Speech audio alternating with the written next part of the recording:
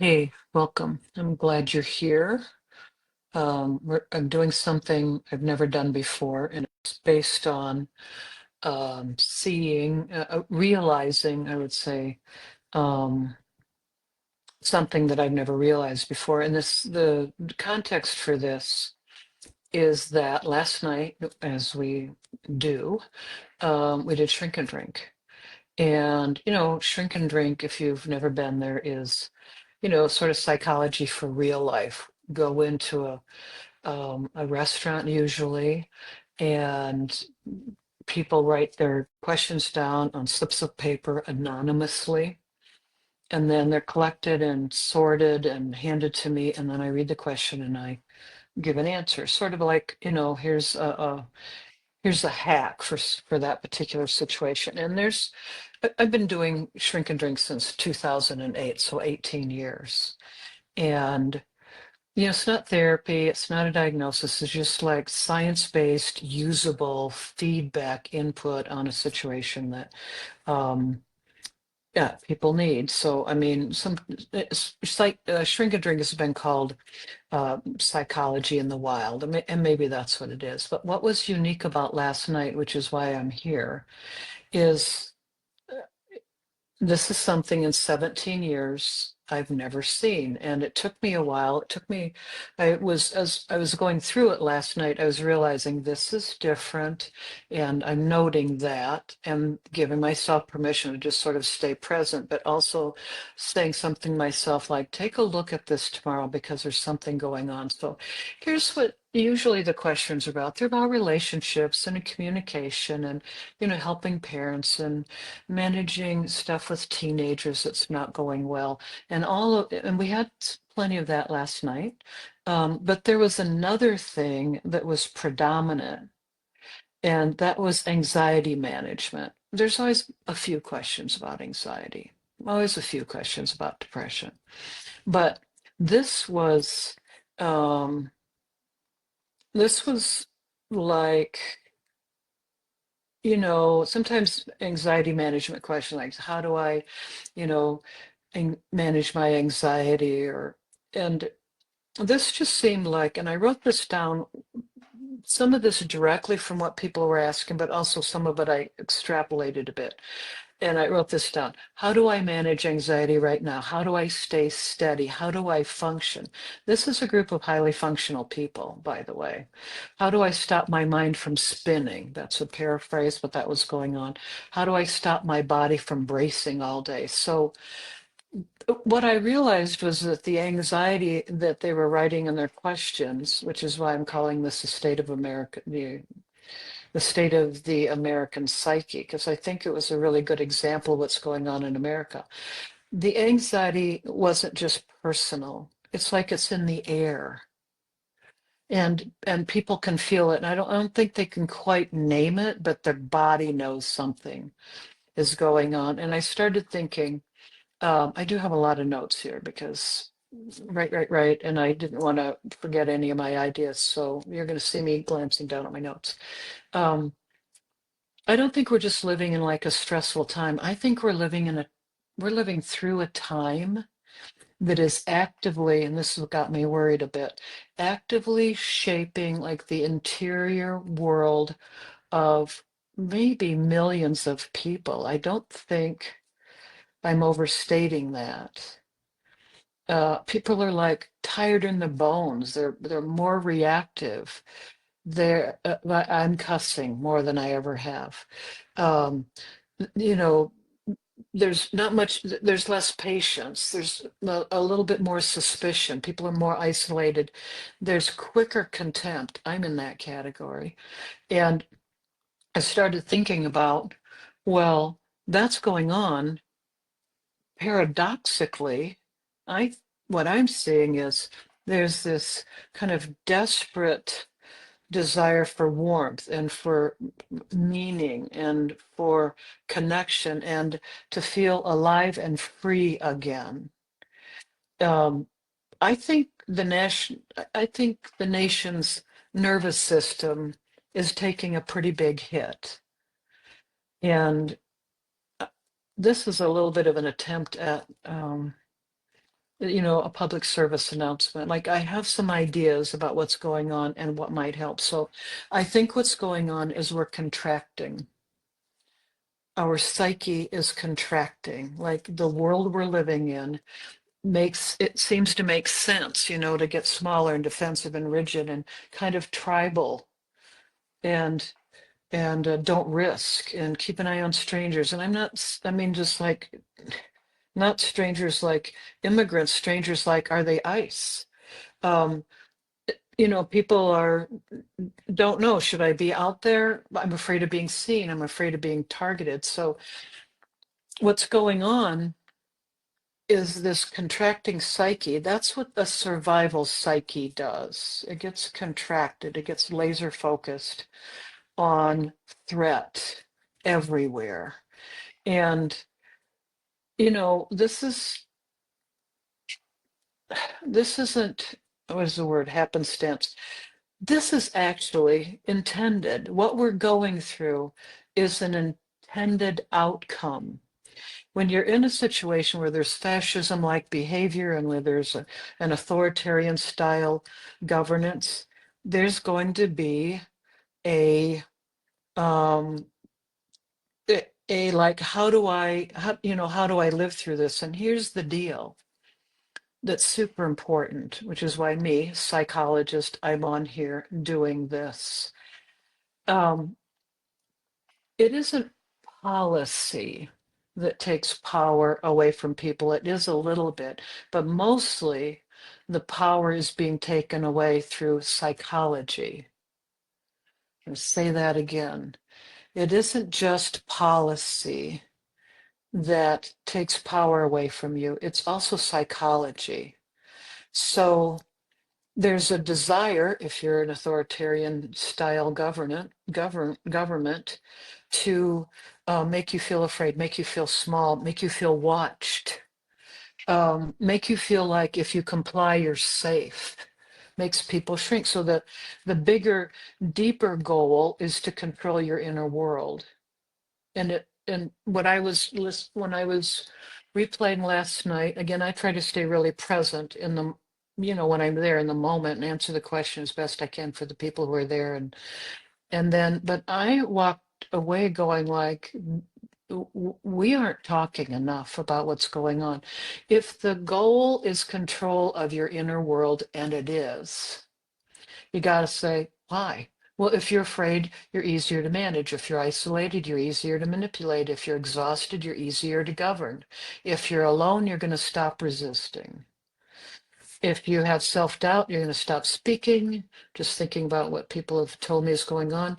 When you don't trust, you stop organizing.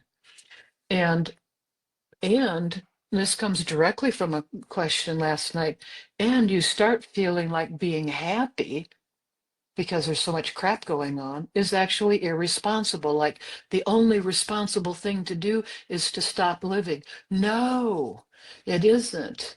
The feeling that you're having, though, is intended. That's a feeling. People who are doing this policy stuff and who are making these statements and who are doing the misinformation and the lying and the whole 10 yards, what is going on inside is intended. So let's say pre-authoritarian something or other, what they're looking for is pre-obedience, not my idea. I looked this one up. Pre-obedience is censor yourself before you're asked. Stop gathering before you're forced to stop gathering. Stop speaking before you're told to stop speaking. Stop creating before you're taken. So what they're trying to do is to get you to obey in advance. Obey in advance. There's an antidote to this. So I know it's all sort of hard, but there's an antidote. And mostly, I mean, I went into this a little bit last night, but I've been thinking about it on every break I've had today. And I just thought I want to do a video because there's an antidote. And it's more than stay informed. It's more than vote. It's more than be angry. It's way more than that. And it's all stuff you can do. So, and the antidote is psychological. And It's the antidote is don't contract, don't get smaller, don't shrink your life, don't shrink your relationships, don't shrink your voice. Above all, do not shrink your joy. Do not shrink your joy. Do not shrink your humanity. The most powerful form of resistance is to refuse to become smaller. I'm very proud of that line. I'm going to say it again. The most powerful form of resistance is for you to refuse to become smaller. So right now, I wish I had, if I wish I'd been able to like wrap my head around this last night and just say it directly to that whole crowd at Shrink and Drink, but also specifically to the person who asked the question. Joy isn't a luxury right now. It isn't denial of what's going on. It's a form of resistance. Also, connection is not an extra thing, like it's not a luxury right now. Connection is protection, and you have to go bigger into protection, way less into isolation, more outside your comfort zone, more outside your home, more outside connecting to people. Less like this and more like go out and talk. Our nervous systems have been hijacked. People are nervous wrecks. What I picked up last night was like, people who are saying, I sleep well, I'm not anymore. I'm generally not anxious, but something's going on. The thing is, you're not actually going for like peace right now, but you don't have to let your nervous system get hijacked either. What you're going to do is you're going to lean into, and again, kind of proud of this line, we're going to become more alive, more engaged, more taking good care of ourselves, which means taking good care of our neighbors and our community. It's more of being out there. The kids have got to see us doing this. They can't see us cowering. They can't see us shrinking. They're going to learn that if that's all we do, they're going to learn the thing to do when there's a bully around is to shrink. The thing to do when there's a bully around is to get afraid, and it's to get smaller, and it's to say, I don't matter and I can't do anything about this. And we cannot do that. We cannot do that. We have to become more alive, not less. If I were talking to you as a clinician, it's a simple thing that fear shrinks the world. Fear shrinks your world. What happens when people are afraid is they stop risking, they stop reaching, they stop learning, they stop growing, they stop being open. Eventually, they stop doing so many of those things, they're not even themselves anymore. And I think that's sort of what I was picking up last night. I'm like, there's a contraction here. This is intentional too. This is intentional. This is what we're supposed to be feeling. We're supposed to be feeling all of this. That's what authoritarianism does to people. That's what all of this lie here, misinformation there, create 17 crises. You, you know, Man, the news cycle it used to be like every 24 hours. It's like every 24 seconds now. A new thing has happened that's newsworthy, literally newsworthy, not just clickbait kind of crap. That's on purpose. It's to make us stop being alive. It's to shrink us. It's easy to control us when we are shrunken. So joy is a thing you want to lean into. Um, when you lean into that, your psyche expands. Um, you when there's more warmth in your life, specifically more warmth, you put warmth into everything. You put warmth into everything and everybody. That calms everybody's nervous system. Everybody starts settling. Connection starts stabilizing, and belonging is something that increases, like the whole community belonging to the whole community, that capacity increases. The meaningfulness of this, if you're talking this over with children, you don't have to go into all the details, but the meaningfulness of this helps them be stronger too. It helps it helps with building resilience. I've been saying inappropriately now, as I think about it, that I didn't want to live in a historic time like, oh my God, I just wanted to somehow coast to the end. I didn't want this big unprecedented thing going on for the last 10 years of our lives, but it's going on. And we can become more courageous even through keeping joy high. Joy will make it easier for you to do the kind of courageous things that you think about doing. Joy, basically, when you cultivate it, means that you're refusing to let fear take over your life. Fear is a tool, and we have some things to be afraid of, for sure. But look, it really is true that, the main thing to fear is probably fear itself. That's that line in the Depression, true today. The main thing to be afraid of is fear itself.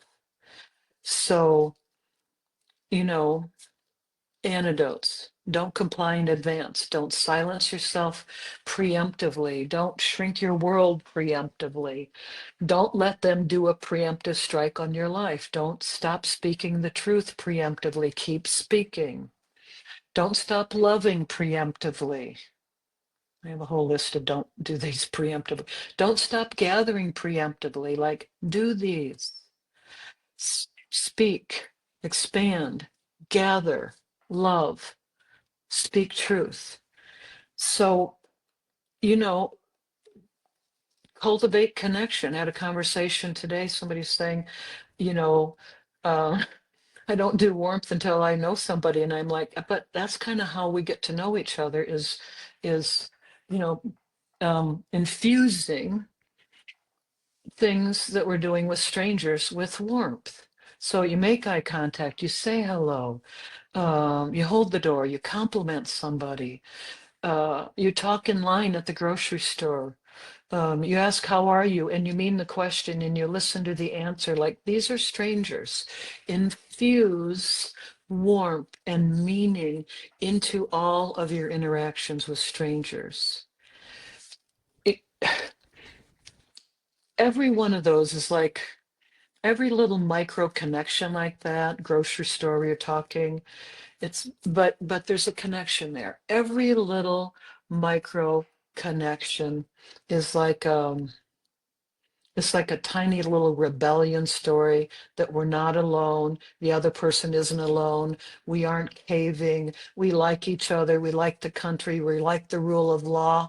We're going to get through this. We're going to get on the other side of it. We can do this. We are bigger. Creativity is alive and well in all of us, and we're not going down.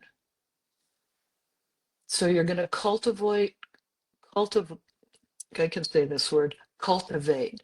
You're going to cultivate joy on purpose. You're going to play music in the kitchen. You're going to dance with the kids. You're going to laugh with the friends. You're going to go on cold air walk. You're going to play. You're going to bring beauty into your life. You're going to bring art into your life. You're going to make something with your hands. You're going to become more alive, not less. You're going to expand. You're going to expand. The feeling guilty about joy, this is what I took away from last night. I never answered that question. And the person, but you could tell in the writing of it, they're trying to figure out what to do. I feel guilty. I'm happy, and so many bad things are happening to so many people.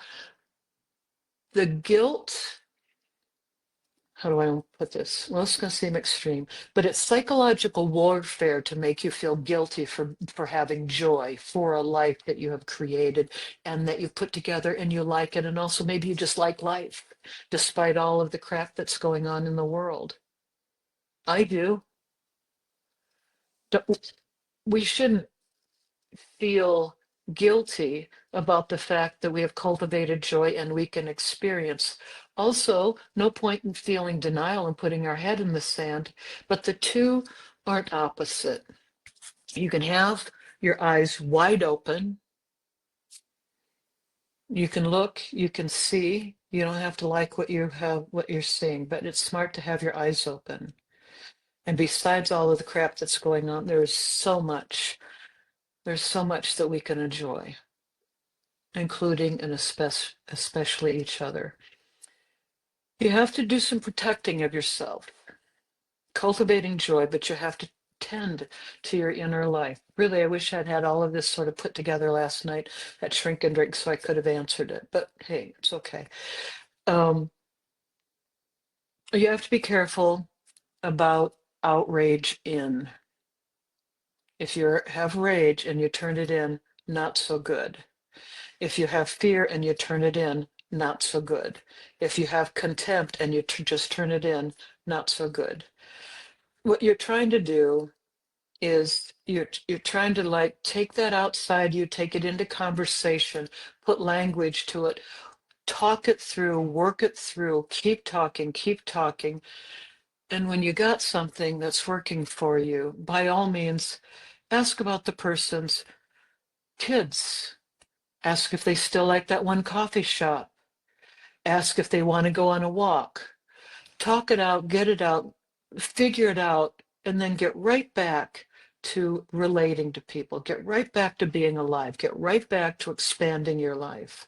Get right back to doing art, making things, making music, dancing with kids, all the things. Get right back to doing that. Don't let the psychological warfare that if you are able to be happy in the midst of this, that somehow there's something wrong with you. That means you're strong.